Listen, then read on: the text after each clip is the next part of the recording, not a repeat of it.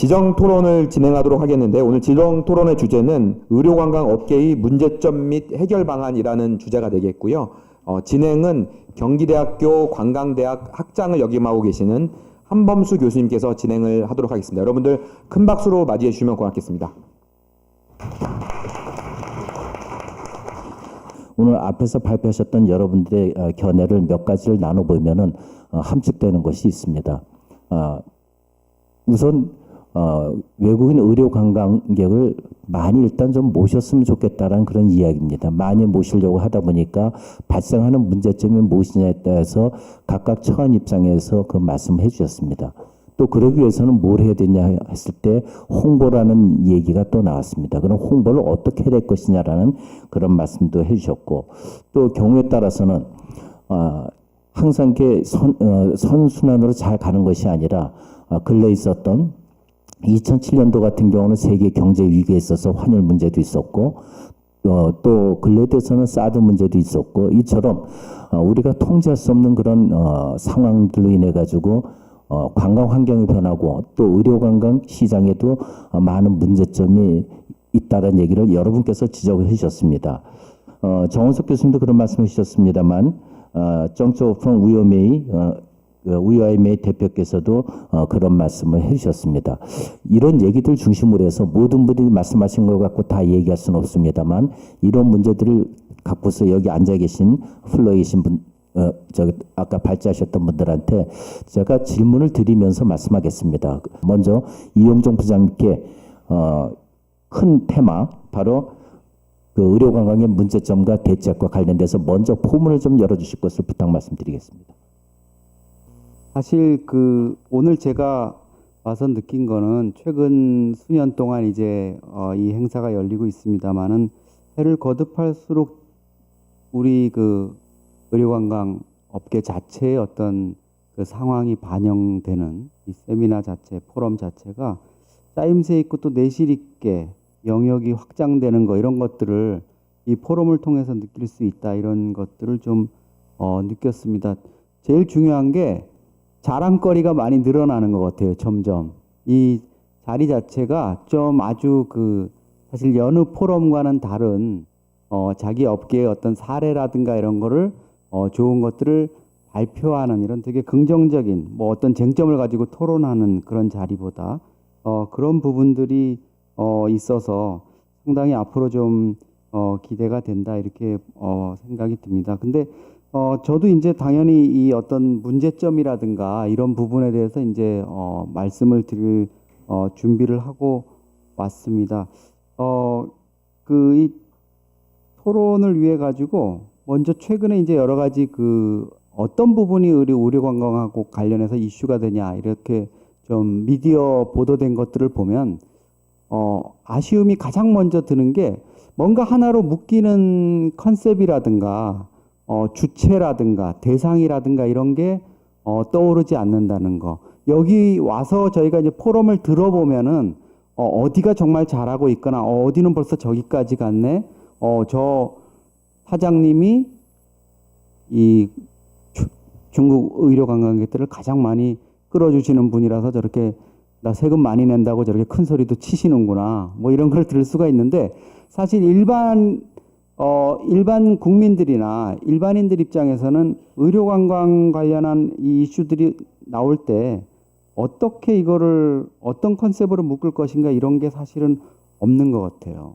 아쉽게도 일반인들한테는 미디어를 통해서 전해지는 어떤 의료관광과 관련한 과정에서 생기는 불상사들, 누가 잘못해가지고 어떤 피해를 입었다더라, 어떤 문제가 생겼다더라, 이런 것들, 그런 부분들 수준에서 아직 머무르고 있는데, 이런 부분을 우리 업계에서 어떻게 하나의 이슈로 묶어낼 것인가 하는 부분들, 이런 부분들이 있습니다. 그리고 또 하나는 사실 역시 홍보와의 좀 싸움일 수가 있는데요. 업계에서 이것을 어떻게 알릴 것이냐, 이런 부분인데, 사실 되게 저희가 보기에도 과거에 이제 저희가 이 포럼을 중앙일보도 한번 같이 이렇게 파트너가 돼서 해본 적이 있습니다만은 점차로 의료관광이라는 게 이제 점점 고급화되고 그 뭐 중국인 관광객들도 점차 이제 좀 하이 클래스의 분들이 많이 오고 확대되는 것도 마찬가지거든요. 중동이라든가 뭐 이런 쪽에 오시는 분들이 되게 정말 아까 뭐 시설이라든가 이런 거 보셨지만은 상당히 그 일정 수준 이상 분들인데 이런 쪽으로 확장돼 갈수록 이게 점점 고급화되고 이러면서 프라이버시를 되게 강조하는 쪽으로 가는 것 같아요. 그래서 그런 것들이 어떤 좋은 사례들이 있어도 이런 것들을 업체는 물론 이런 곳에서 적극적으로 홍보하거나 그런 분들이 오히려 더 이제 좀 쉬쉬하면서 자기들이 그냥 치료 서비스를 아주 그 맞춤형으로 받고 그냥 떠나는 이런 식으로 되고 있는데 이런 부분을 어떻게 할 것인가 하는 부분들 이런 부분들이 일단은 좀 제가 짚어보고 싶은 문제점입니다. 예, 고맙습니다. 금방 우리 이영종 부장께서 하신 말씀은 역시 언론의 시각에서 봤을 때 문제점이 뭔가를 한번 정리해 주셨습니다. 주체 대상이 떠오르지 않는다라고 말씀하시면서 의료관광 이슈가 나올 때 부정적 이슈, 불상사, 문제점 이런 걸 어떻게 극복해야 되느냐라는 이 문제점을 던지셨고 더불어서 이제 홍보 싸움인데 이 홍보 싸움에 관한 문제도 말씀해 주셨습니다. 아까 제가 플로어에서 듣다 보니까 그 반호박이 성형외과의 조정목 원장님께서 학술대회 발표는 많이 하지만 이런 데 발표를 하다 보니까 조금 긴장된다 그러셔서 진짜 긴장하실 줄 알았어요. 긴장 전혀 안 하시고 정말 말씀 잘 하시더라고요. 그중에 인상적이었던 것이 반호박이에서 그 홈페이지를 통해 가지고 외국에 또 이렇게 하는 거랑 또 중국의 포털에 접근해 들어가는 방법 그리고 SNS를 하는 방법 오히려 다른 데보다 강론적으로 굉장히 좀 발전되지 않았는가라는 생각을 했습니다. 그 전에 가서는 이제 우리도 이런 시스템을 만들어야 된다고 얘기 나왔을 때 한국관광공사에서 이런 사이트 구성을 했습니다. 저도 그 이후에 한번 사이트를 분석한 적이 있는데 생각보다는 사이트 프레임 틀은 만들었지만 틀에 들어가서 세부적인 그 자양분이 계속 이렇게 공급되지 않는 그런 아쉬움 같은 게 있었습니다. 이 대목에서 한국관광공사 의료 웰리스 팀장인 주성희 팀장님께서 정말 그럼 한국관광공사가 의료관광의 관점은 아까도 발표하셨겠습니다만 이 홍보와 관련해 가지고 정말 우리가 더 어떻게 적극적으로 해야 될 것인가 미처 말씀 못했던 부분에 대해서 말씀하실 기회를 좀 드리도록 하겠습니다. 예, 과연 한국 의료관광의 주체가 누구인가, 누구를 중심으로 뭉쳐있는가 이 부분에 대한 언급이 나올 때마다 왠지 제가 제일 저희 공사가 뭔가를 잘못하고 있는 듯한 느낌이 계속 드는데요.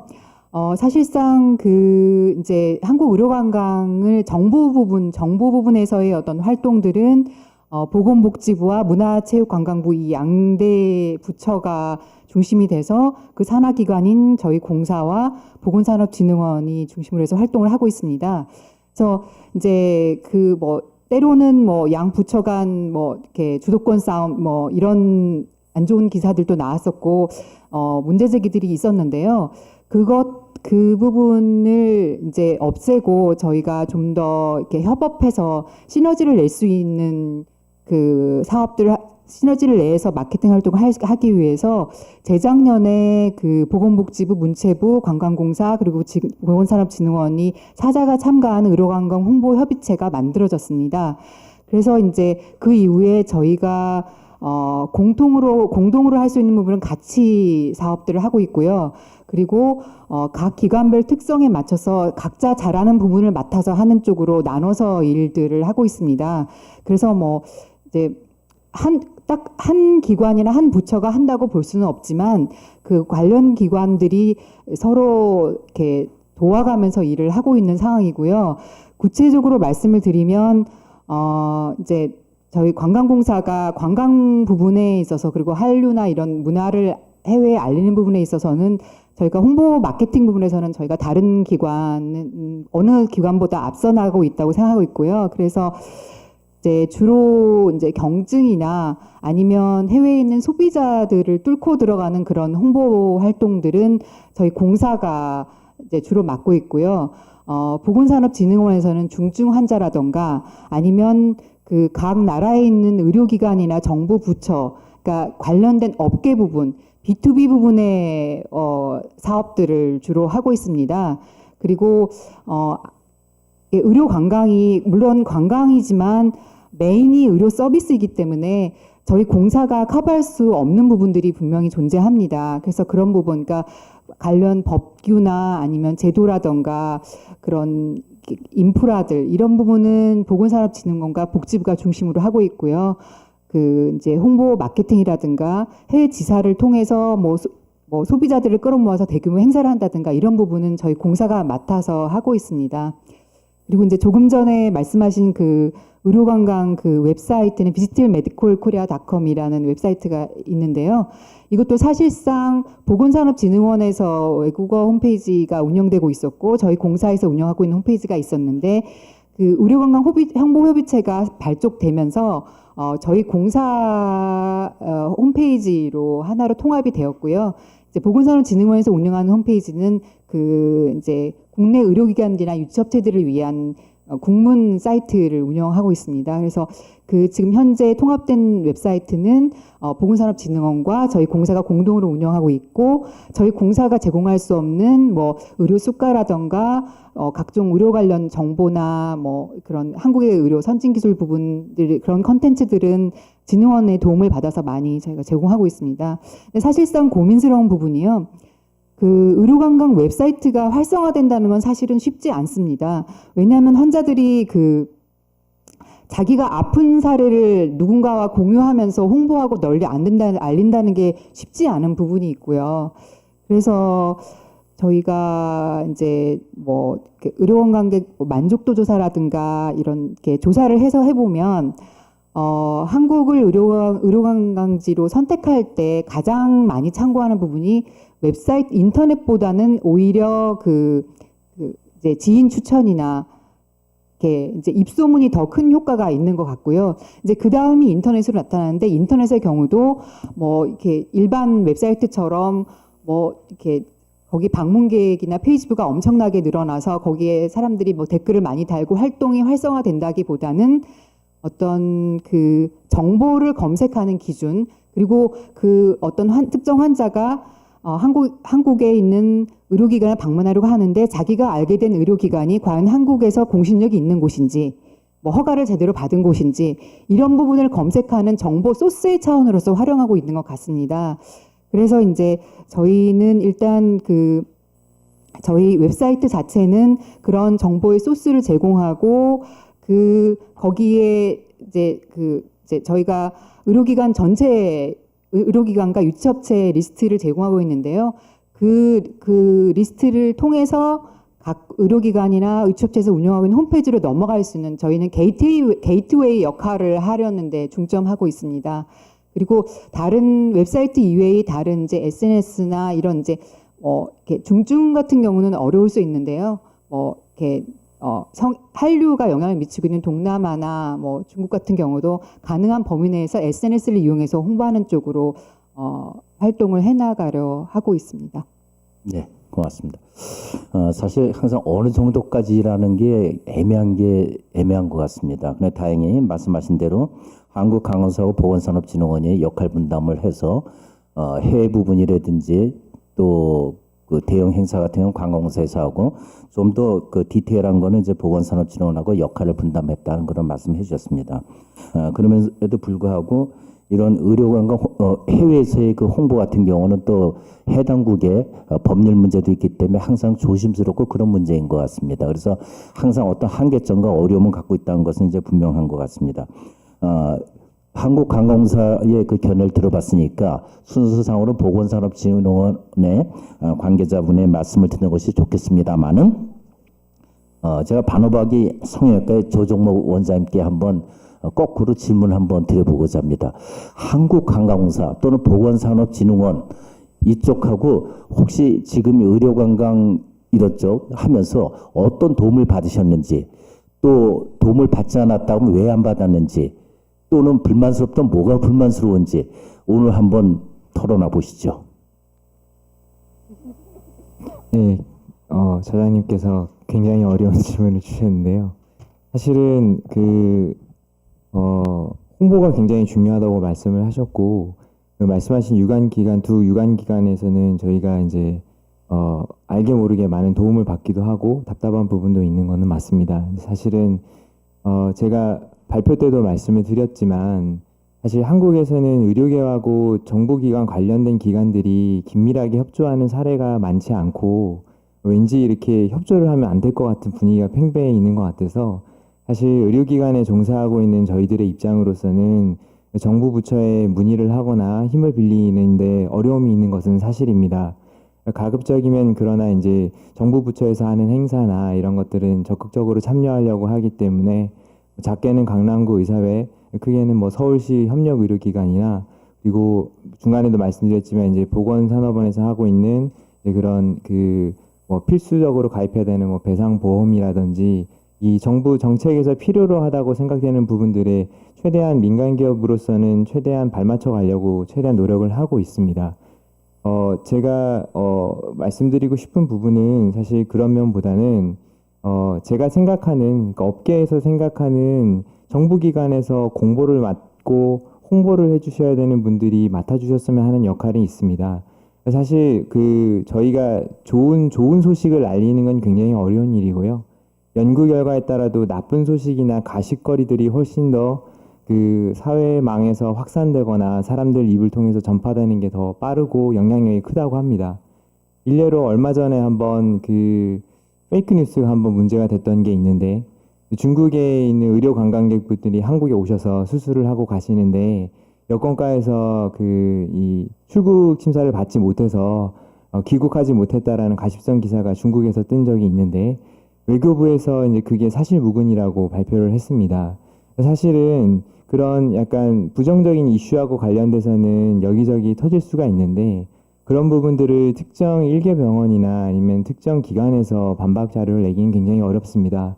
그래서 그런 공신력 있는 기관에서 그런 잘못된 정보를 우려할 수 있는 부분들에 대해서 정확한 정보에 대해서 알려줄 수 있는 반박 보도를 해주시는 것만으로도 그 해외에 계신 많은 한국을 찾으시려는 분들에게 한국 의료에 대한 신뢰감을 높이는 데 기여할 수 있는 부분이라고 생각을 하고요. 언론기관에서도 가십성에 있는 기사들을 사람들에게 관심 있는 기사를 쓰는 것도 중요하지만 우리가 신뢰받을 수 있는 부분이 있고 잘못된 뉴스는 이런 부분이라는 걸 냉철한 언론인의 관점에서 이렇게 기사를 내주시면 그냥 저희가 좋다라는 거는 저희가 좋은 서비스를 통해서 보답을 할 테니 그런 부분에서 부정적인 부분들에 있어서 좀 역할을 해주시면 어떨까 하고 조심스럽게 부탁드려 봅니다. 예, 고맙습니다. 우리 조정무 원장님께서 그 경계선 아주 절묘하게 타고 하시는 것 같아요. 그죠? 한국항공사하고도 배척받지 않아야 되고 보건산업진흥원하고도 배척받지 않아야 되고 이쯤 언론기관은 그러나 그러면서도 가장 꼭 하셔야 될 말씀을 정확하게 좀 해주시지 않았는가 하는 생각을 합니다. 그중에 금방 말씀드린 페이크 기사 같은 경우 이런 경우는 누군가가 공신력 있는 기관에서 우리 국내도 마찬가지로 아까 이 부장님께서 말씀했던 것만 더 적극적으로다가 우리가 대처를 해서 좋은 선순환 구조를 만들어야 되고 해외 같은 경우도 그런 데서 잘못 오도된 정보가 나가지 않도록 하는 것은 매우 중요하다. 아마 그거 같은 경우는 한국항공사에서 좀 적극적으로 대처해야 될 그런 상황이 아닌가 싶습니다. 그럼 보건산업진흥원에 한번 제가 거꾸로 한번 그 말씀을 여쭤보겠습니다. 보건산업진흥원 저도 그 전에 뷰티 관광 포함해가지고 보건산업진흥원에서 하는 그런 부분에 저도 심사위원으로 참여한 적도 있었습니다만은 정말 의료 관광과 관련해가지고 보건산업진흥원에서 제도 개선을 구체적으로 어떤 노력을 해서 어떻게 하고 있는지 물론 앞에서 발표하셨습니다만 미처 말씀 못 드렸던 내용 이것만큼은 또는 강조 좀 하고 싶다 하는 말씀을 한번 부탁 말씀드리겠습니다. 보건산업진흥원 저희가 하는 업무들이 이제 해외 환자 유치 활성화라는 게 저희의 주요 그 사업의 방향인데요. 아이러니하게도 저희가 하는 업무의 반은 제도를 만드는 부분들인데 이 제도 만드는 게 사실은 일단 제도가 만들어지면 이게 활성화하기 위해서 만들어지는 부분들이 분명한데 제도가 제약이 되는 경우가 사실 종종 있습니다. 전반적으로는 어떻게 보면 그 선량하게 아주 건전하게 그리고 잘 해외 환자 유치를 하시는 의료기관들 특히나 이제 그 성형외과라든지 아니면 의원급의 의료기관을 보호하려고 하는 목적을 하다 보니 반대편으로 이제 그러면 그렇게 되면은 결국은 가격도 제대로 받으셔야 되고 그리고 그렇게 하려면은 불법 브로커로 인해서 가격을 다운시켜서 이렇게 환자만 유치하고 그래서 성형의 부작용 일으켰고 중국에 가서 나쁜 기사들을 만들어내는 양산하는 이런 부분들을 다운시키고 이래야 되는 이 양갈래의 업무들이 있는데 그러다 보니 저희가 하는 업무들이 활성화하기 위해서 만든 업무들인데 그러니까 어떻게 보면 단기적으로는 현재 산업을 좀 활성화하다기보다는 제약 조건으로 작용하는 부분들이 발생을 하게 됩니다. 그 대표적인 것이 이제 배상책임보험인데요. 배상책임보험을 한다는 것은 결국은 국내 의료기관들이 외국인 환자를 볼 때 외국인 환자가 만약에 사고가 발생했을 때 발생한 대외적으로 외국에서 입는 국내 의료기관이 입는 대외적인 어떤 이미지 손상라든지 그 다음에 한국을 찾는 그러니까 환자분들에게 질 높은 서비스를 제공한다는 것에 대한 자부심 이런 부분들이 결합이 돼서 배상책임보험을 만들어졌는데 실제로 이 배상책임보험을 가입하여 하는 것 때문에 외국인 환자 유치를 포기하셔야 되는 의료기관들이 사실 발생을 했습니다. 그래서 실제로 2016년에 외국인 환자 유치 기간이 저희가 3,300개에 이르렀었는데 2017년 말 그러니까 작년 말 기준으로 해서 작년도 실적 보고할 때 1,664개입니다. 그러니까 반으로 줄었거든요.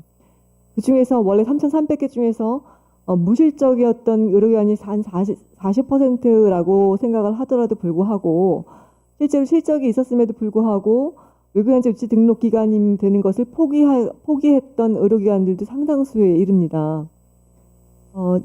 저희가 작년에 사드 여파도 있었고 여러 가지 있었지만 그런 걸 감안하고더라도 어떤 일정 부분 저절로 찾아오셨던 외국인 환자를 굳이 그렇게 홍보하고 그러지 않아도 저절로 찾아오셨던 외국인들에게 질 높은 서비스를 제공하고 외국인 환자를 이제 진료를 보셨던 의료기관들에서 배상책임을 가입해야 하고 이런 부분들에 대한 어떤 저희 법이 개정됨으로 해서 그런 부분에 대한 요건들을 충족시키는 부분이 좀 버거우셔서 외국인 조치 등록을 포기를 하신 거죠. 그런데 그 의료기관에 오셨던 환자분들이 2016년 기준으로 6만 명이 넘으셨었거든요. 실제로 그 올해 2017년에 실적 보고했을 때 작년에 6만 명을 저희가 10몇 퍼센트가 줄었으니까 그 10%, 15% 줄었다고 하더라도 4만 5천 명이나 5만 명 정도는 실제로 보고가 안 됐다고 보면 됩니다. 그러면 실제 저희가 올해 32만 명인데 전년도 수준을 유지했다고 볼 수가 있거든요. 저희가 제도 개선을 한다는, 그러니까 어떻게 보면 이 부분은 단기적으로는 근데 이제 이런 저희가 이제 한 가지 위안을 삼는 것은 외국인 환자 유치 기관에서 환자를 유치할 때 정말 제대로 된 서비스를 제공하지만 제대로 된 적절한 그 진료비를 받으셔야 하는 부분들은 분명히 있습니다. 그래서 이런 법의 부분에서 테두리 안에서 정당하게 진료를 하시고 정당하게 그 수가를 받으시는 의료기관들, 특히 성형외과든가 의원급에서는 이 제도를 통해서 어떻게 보면 불법 브로커 부분들이 좀 감소화된 부분도 있고요. 그러다 보니 단기적으로 작년 2017년에는 환자가 줄고 그런 부분이 있었지만 이게 시장 건전성 확보에는 큰 도움을 주고 있다고 저희가 보고 있습니다. 그래서 그러니까 재작년에 비해서 2016년 저희가 중국의 그 CCTV에서 한국의 바가지 요금 성형 부작용 해가지고 소비자의 날에 대거 특집 기사로 내보낸 적이 있었는데 당시에 그때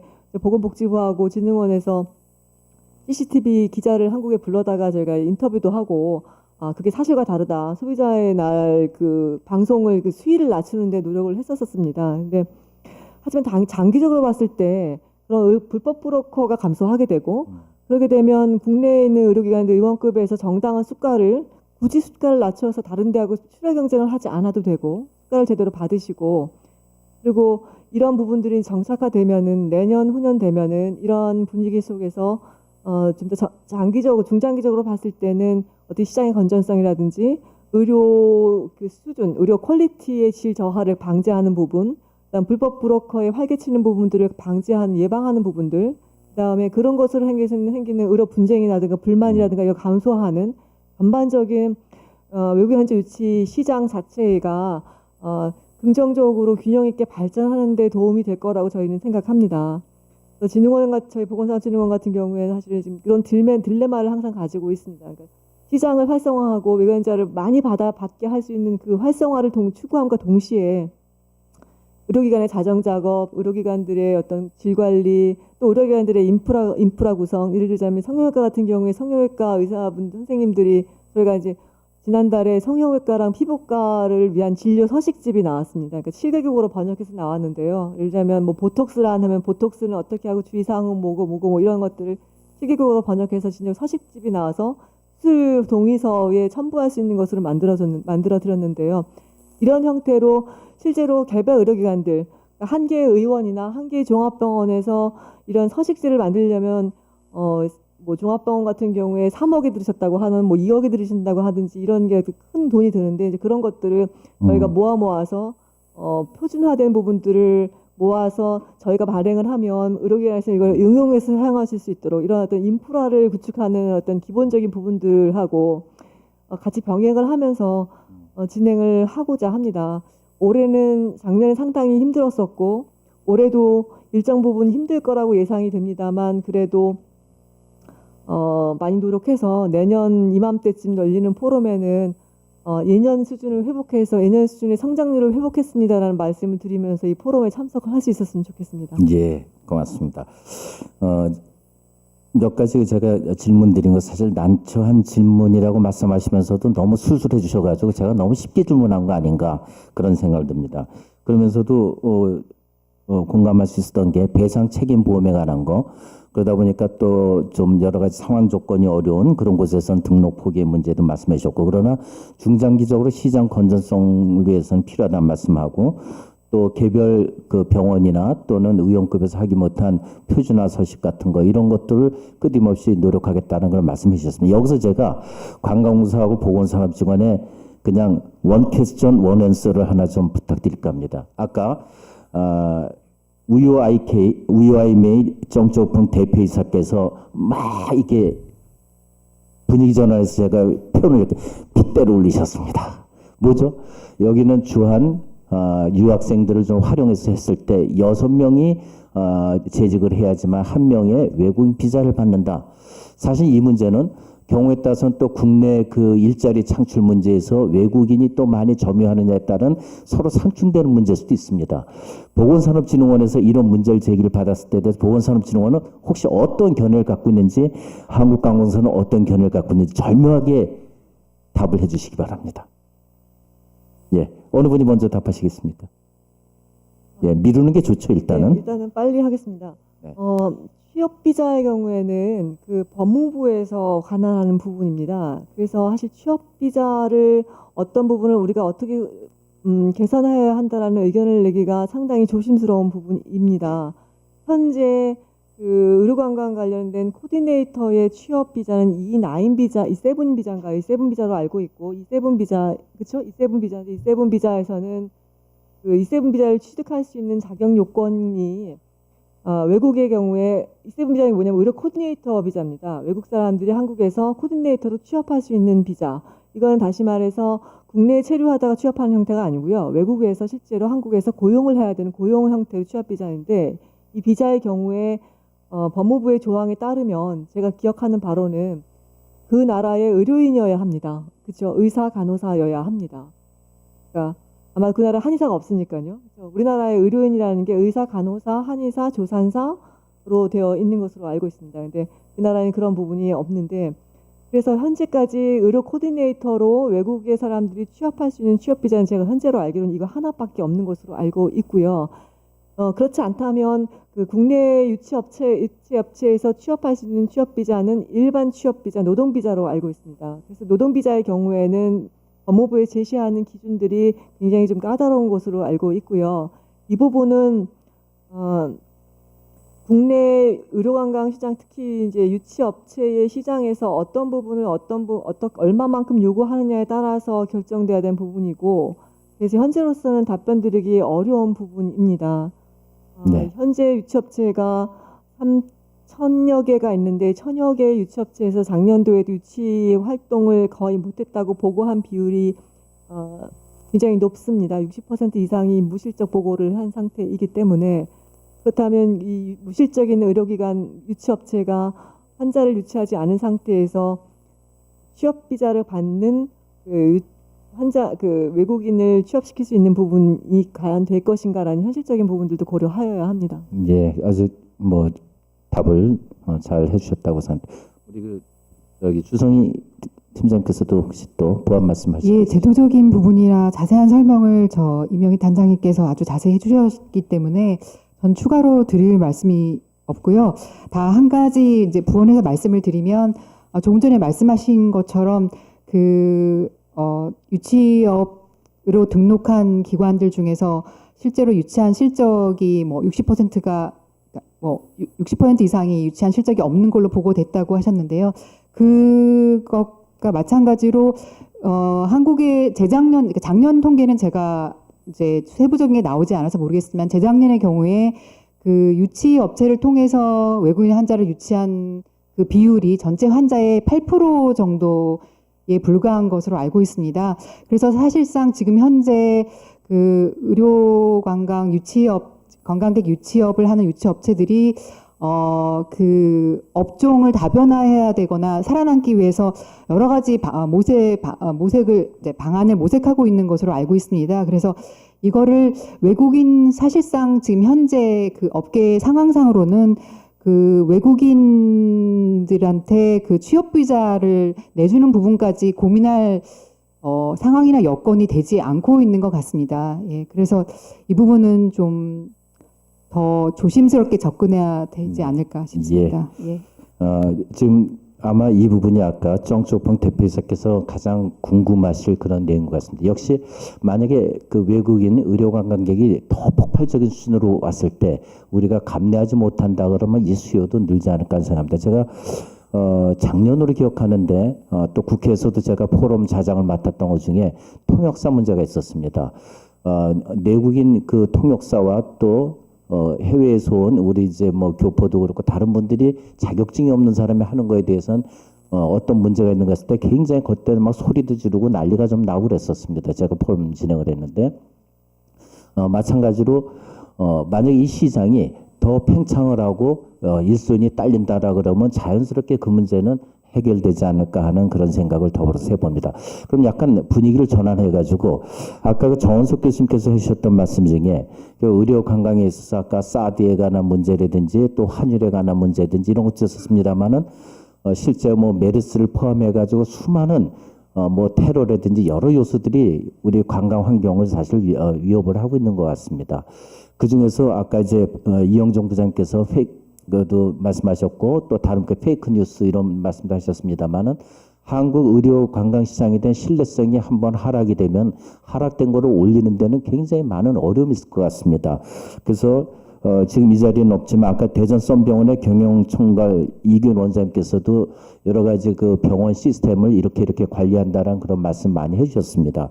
이 문제를 순천향대학교 중앙의료원 국제의료협력단 김현설 단장님께 정말 병원에서 이 질적 관리를 어떻게 해야 될 것인가. 아까 이제 발표 내용도 보면은 메디컬 투리즘 인덱스를 활용한 자체 평가가 필요하다고 말씀하셨습니다. 저도 이거는 한국의료관광협회랑 또 중앙일보랑 하는 행사에서 전 세계 메디컬 투리즘 인덱스에 관한 내용을 제가 한번 정리를 해서 발표한 적이 있었습니다. 사실 외국에서는 시작이고 우리가 비교적 높은 순위에 가 있습니다만은 아직 그 메디컬 투리즘 인덱스 자체가 조금은 미약하고 약하고 디테일하지는 않습니다. 그런 상황에서 우리가 좀 더 선도적으로 한국의 의료 수준, 질적 의료 관광 수준을 유지하기 위해서 병원 또는 의원, 의료인 자체에서 정말 또 어떤 노력을 해야 되는지를 중심으로 해서 말씀해 주시면 고맙겠습니다. 네. 사실 아까 그 발표를 하긴 했지만 굉장히 그 다양한 문제를 가지고 있고요. 어떻게 한마디로 잘라서 설명하기는 참 어려운 문제긴 하지만 그래도 조금 더 요약을 해보겠습니다. 사실은 만족도를 유지를 시킨다라고 하는 부분이 오시는 환자의 수준과 질병의 내용과 어떤 상황으로 오는지 또 그 사람의 경제 조건이 아주 부유층인지 그냥 뭐 일반 보통 사람인지 모든 그 조건에 따라서 그 만족을 어떻게 해야 시켜줄 것인지가 다 달라진다고 생각이 됩니다.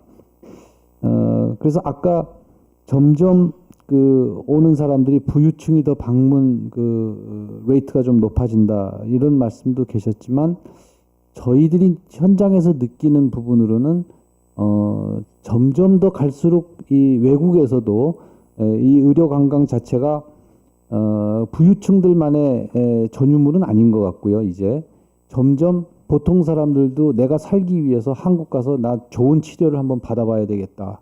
이런 목적을 가지고 오는 사람들이 많기 때문에 그런 수준에 맞춰서 정말 그 합리적인 가격을 제시하고 합리적인 체제 비용을 할 수 있는 그런 여건을 갖춰주고 그다음에 또 그렇지 않고 일반적인 건강 검진을 목적으로 회사 차원에서 들어오는 분들한테는 우리가 관광공사나 이런 여러분들의 도움을 받아서 관광 문제를 활성화시켜서 만족도를 높여준다든지 하는 이런 그 다양화를 시켜야 되겠다 그런 생각이 좀 듭니다. 그래서 거기에 따르는 그 몇 가지 좀 문제점들이 있어서 아까 처음에 서두에 그 이명수 국회의원께서 컨트롤 타워가 필요하다 그런 말씀도 계셨지만은 그 부분에 대해서는 정말로 공감을 합니다. 이 전체적으로 발생하는 그런 문제들을 어떤 하나의 그 컨트롤 타워가 다각적으로 조율해주는 그런 부분은 분명히 필요하다고 생각이 되는데요. 혹시 잠깐 그 슬라이드 몇 장 좀 보여주실 수 있을까요? 그렇게 하시죠. 그거를 좀 보시면은 의료 관광 그 특별법이 2016년 12월 달에 종료가 됐습니다. 그래서 사실은 왜 이 말씀을 드리냐면 저희 병원 같은 경우는 부유층보다는 그 점점 더 보통 사람들이 많이 오고 있습니다. 왜냐하면 암에 걸린 중증 환자들이 오기 시작하니까요. 오히려 암은 그 발생 빈도가 부자들보다는 보통 사람들이나 저소득층에서 오히려 더 많이 걸립니다. 그래서 그분들이 더 많이 오기 시작을 하고 있는데 이분들의 눈높이에 맞춰주려고 그러다 보니까 무슨 뭐 고급 호텔이 필요한 건 아니고요.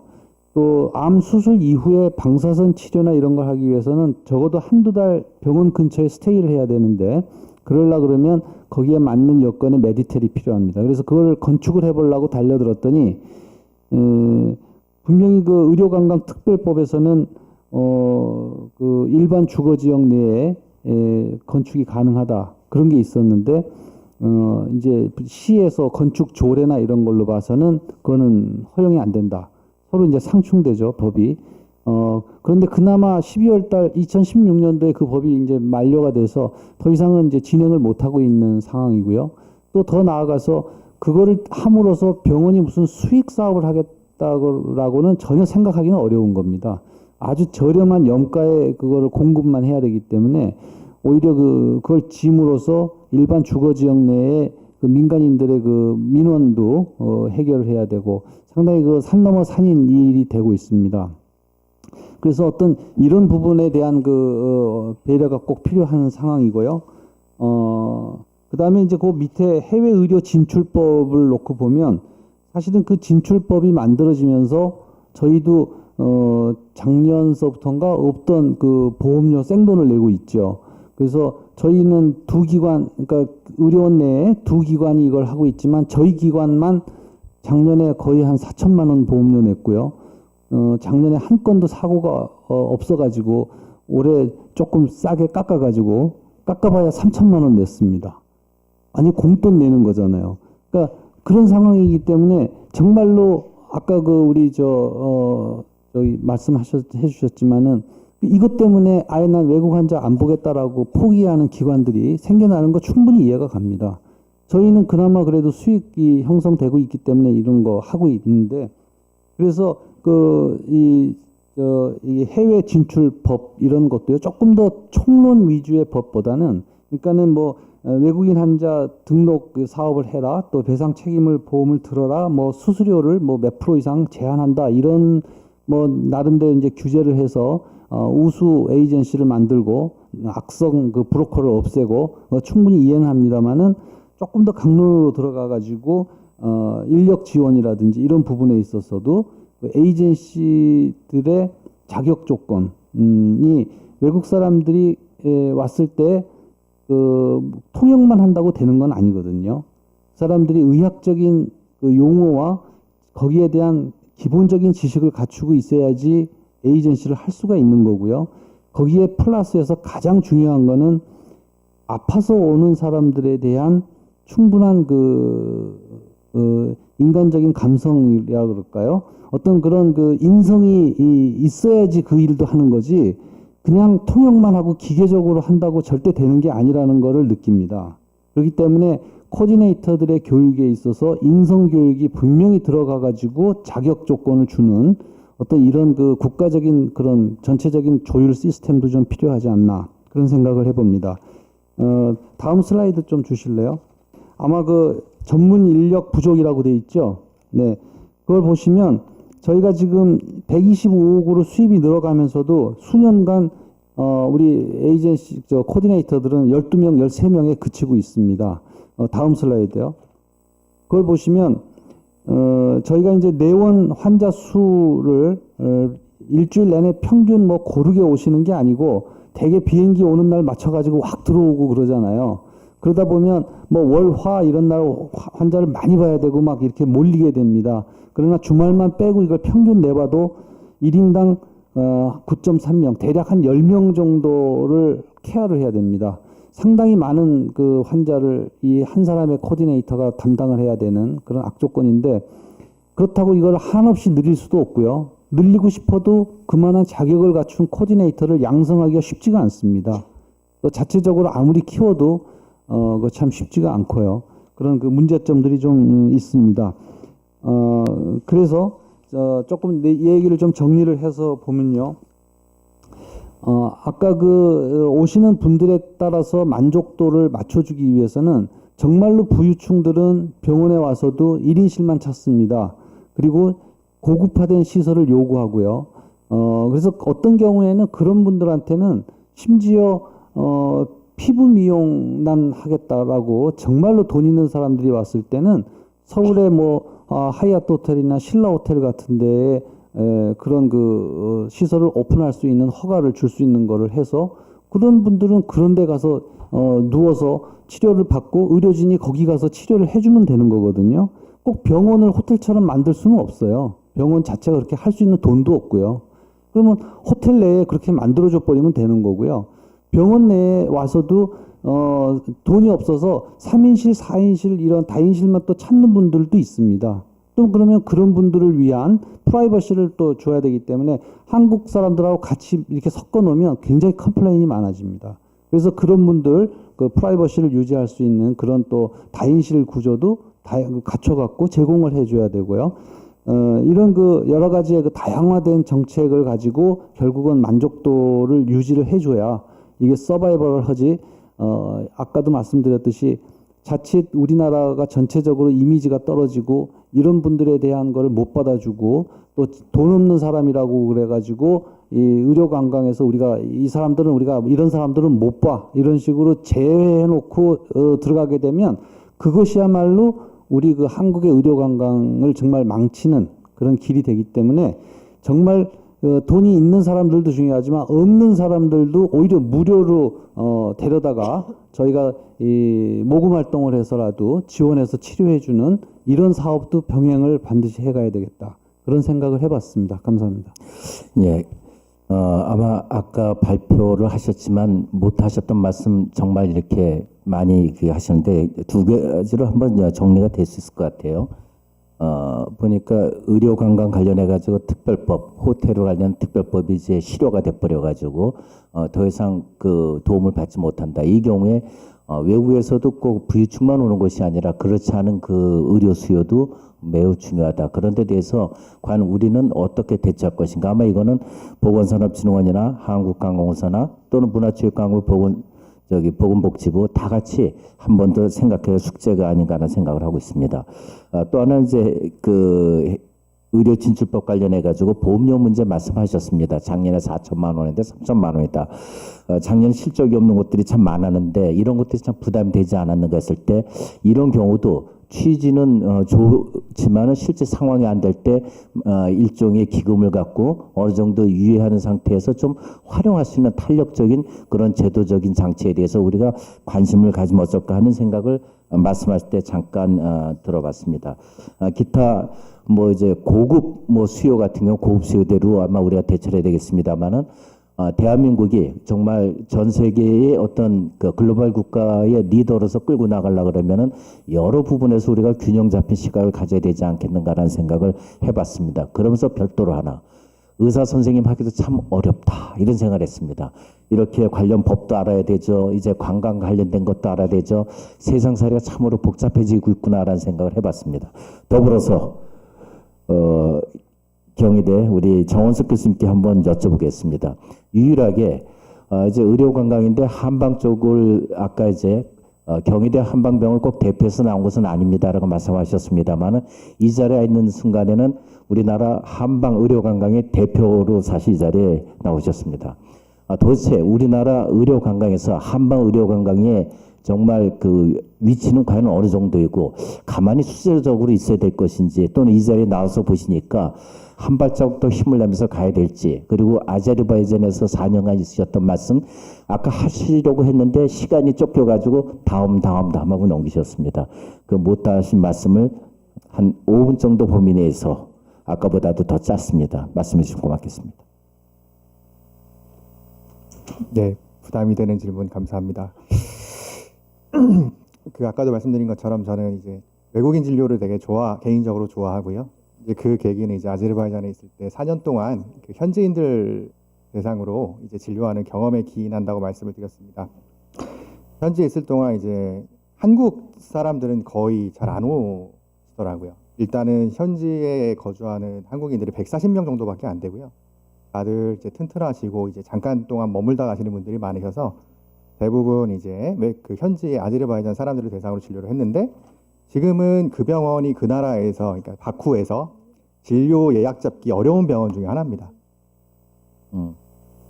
이제 그 말은 어떤 의미냐면은 이제 환자들이 맛을 봤다는 거죠. 한국 한의사가 와서 시행하는 한국의 한방 진료가 그냥 미신도 아니고 효과가 없이 그냥 하나의 문화적인 흐름이 아니라 실제 의료 영역에서 역할을 할 수 있다라고 인지했다고 저는 생각을 하고 판단을 합니다. 실제로 또 그 사람들의 인식도 그렇고요. 그래서 이제 뭐 현지의 뭐 여러 언론들에도 많이 노출이 되고 실제로 이제 그 현지 실향민들 대상으로 이제 해마다 의료봉사를 가는데 의료봉사 가도 이제 굉장히 호응이 되게 좋고 또 현지의 양방병원들이 좀 수준이 우리나라보다 많이 낮긴 하지만 굉장히 협업 의뢰도 많이 오거든요. 그리고 여기 와서 그 경험을 한 해외 대사님들이나 아니면 외국 아제르바이잔 내 거주하는 타국 사람들도 굉장히 많이 좀 사업 제안을 하는 것들을 제가 많이 경험을 했었는데요. 사실 국내에서 이제 한방의 입지는 굉장히 좀 축소되고 있는 느낌이 있습니다. 보면은 뭐 어떤 분들은 뭐 미신이다라고 하는 사람들도 있고 무당이라고 하는 사람들도 있고 하지만 그거 아니거든요. 한방은 과학이고 분명히 그 인풋과 아웃풋이 정확하게 계측이 될 수 있는 재현이 가능한 과학입니다. 실제로 그렇게 진료를 하고 있고요. 이제 그거를 우리 스스로가 깎을 필요는 없을 것 같아요. 분명히 외국 사람들 입장에서 바라보는 한방은 선입견을 빼고 볼 때 가치가 있거든요. 이제 그런 측면에서 접근을 하면 조금 더 좀 새로운 차원의 컨텐츠 개발이라든지 아니면 전략적인 사업의 개발이라든지 아니면 뭐 다양한 파트너 사업을 통해서 좀 관광의 영역 그리고 의료의 영역에서도 좀 확대될 수 있지 않을까 이렇게 생각을 해보았습니다. 감사합니다. 네, 고맙습니다. 그럼 우리 정조평 그 대표이사께서 사드 이후 지금 관광객이 감소했다. 이달부터는 조금씩 그 증가하고 있는 것으로 지표는 나오고 있습니다. 과연 언제쯤 정상적으로 전환될 수 있고 이른바 좋은 시기가 올지에 대해서 그 의견을 좀 말씀해 주시면 고맙겠습니다. 我觉得这个问题呢，应该由韩国的外交部部长来回答比较好。 이 문제는 한국 외교부 부장님께서 답하셔야 맞다라는 생각이 듭니다. 我这只发表一下个人的这个观点。 이 자리에서 그냥 제 개인적인 의견만 말씀드리겠습니다. 萨德这个问题呢，是解决不了的。 사드는 솔직히 해결할 수 없는 문제라고 생각됩니다. 那么这个市场什么时候能恢复到萨德之前的水平？ 그러면 이 시장은 사드 전 상황까지 돌아가기 위해서는 언제일까요? 我想这个问题呢，和东北亚的国际局势、国际政治局势有很大的关系。 이 질문은 동북아의 국제 질서, 추세와 직결되어 있다고 생각됩니다. 今年我们已经看到非常好的迹象， 저는 이미 좋은 낌새를 보인다고 생각됩니다. 连朝鲜和韩国两个国家的领导人马上都要见面了，这样奇迹的事情都能发生。我相信，萨德之后啊，这市场的转机也会有新的奇迹。 북한과 한국의 대통령도 지금 얼마 후면 지금 만났는데요. 이런 기적적인 일도 생기는데 그러면 사드 이후에 시장이 사드 전에 돌아가는 이런 기적도 일어나지 않을까라는 생각이 듭니다. 我们共同期待吧。 같이 기대해 봅시다. 고맙습니다. 우리 쫑ጮ평 대표님 아까 플로에서 발표하실 때 보니까는 굉장히 뭐랄까 식견이 아주 탁월하신 분이다라고 생각을 했습니다. 그래서 이 질문에 대해서 어떻게 답할지 궁금하셨는데 역시 최근 일어난 국제 정세까지 전부 고려하셔가지고 정말 절묘한 답을 해주셨습니다. 우리 조정무 원장님, 성형의료 관광 시장 정말 어떻습니까? 네, 굉장히 어려운 자리에서 어려운 질문만 계속 받는데요. 제가 경제학자나 아니면 경제에 대한 그런 식견이 부족하기 때문에 당장 내년도 예측하기 어려운데 먼 미래를 예측하기는 쉬운 일은 아닐 거라고 생각합니다. 다만 한국에 있는 성형업계의 성장 과정을 보자면 2014년이 이제 성형외과 업계에 계신 선배님들이 얘기하시는 가장 황금기라고 얘기가 되어 있고 해를 거듭할수록 지금 국내 환자의 매출은 급감하고 있습니다. 그래서 해외 환자를 유치하기 위한 여러 선생님들, 선배님들의 노력으로 통해서 계속 이런 의료관광 업계가 발달해 가고 있는데 일조하고 있다라고 자부하고 있습니다. 중국 같은 경우를 한정해서 말씀을 드리자면 체감하는 의료진으로서의 느낌은 15년 이전의 형태이고 그리고 저희가 2014년에 정점을 찍었다는 걸 기준으로 생각하고 중국의 발전 속도가 우리나라보다 2배가 빠르다고 생각하면 저는 한 5년 정도가 중국인 환자들이 한국으로 왔을 때의 정점이라고 생각합니다. 저희가 그 5년 기간 동안에 어떻게 정부 부처와 협력하고 민간기관에서 노력하느냐에 따라서 그것이 좀 더 연장돼서 좀 더 긴 황금기를 가지게 될지 아니면 중국의 빠른 속도를 따라잡지 못하고 중국이 오히려 더 미용업계가 발달하고 우리가 후발주자가 되고 많은 슬픈 일이 발생하게 될지를 결정할 수 있을 거라고 생각하고 여기 계신 여러분들이 노력하고 계신다면 그 기간이 좀 더 연장되고 저희가 좀 더 의료 선진국으로서 발전할 수 있지 않을까 기대해 봅니다. 예, 고맙습니다. 아까 그 순천향대학의 김영철 단장님께서 그 메디컬 투리즘 인덱스에 대해서 발표해 주셨습니다. 이 지표를 저도 작년에 제가 한번 발표한 적이 있었는데 전 세계 국가들에 대한 이 의료 수준이라든지 또는 의료 관광으로서 여러 가지 환경 조건을 분석해서 랭킹을 매기고 있습니다. 생각보다 우리나라가 꽤 높은 위치에 있습니다. 물론 보기에 따라서 한두 해 만에 여러 가지 뒤집힐 것 같이 보이더라도 세상은 또 빠른 것 같으면서도 결코 빠르지는 않은 것 같습니다. 우리 조 원장님께서 한 5년 정도는 더 유지가 되겠다. 그러나 더 많은 노력을 하지 않으면은 이게 더 연장이 오히려 어려울 수도 있고 그 노력에 따라서 될 수도 있겠다는 말씀은 우리 모두가 힘을 합해서 노력해야 된다는 말씀을 해준 것 같습니다. 어쩌면 오늘 의료관광협회에서 하는 국회에서는 제8차 의료관광 포럼도 그런 연장선상이라고 생각을 하고 있습니다. 모든 문제가 한 번의 회의에서 원샷, 원킬 이렇게 끝날 수 있다 그러면 세상 모든 문제는 아주 심플하게 해결될 것 같습니다. 그러나 그러지는 않은 것 같습니다. 8번의 포럼으로 오는 경우에도 어쩜 우리가 질문을 던지면 질문에 대한 명확한 답을 얻지 못하고 다음으로 미룬 경우도 많이 있습니다. 그러나 잠재한 마음속에 질문에 대한 끊임없이 답을 하려고 하는 이 노력 가운데서 제도도 조금씩 변화하고 또 의료계에서도 의료 관광에 대한 인식에 대한 폭도 더 넓히고 마찬가지로 관광업계에서도 의료를 바라보는 시선 그리고 우리 국민 모두 또는 해외에서 우리를 바라보는 모습도 더 성숙되고 더 변화되지 않을까 생각합니다. 아쉽지만 제8차 한국의료관광 포럼을 모두 마치도록 하겠습니다. 고맙습니다.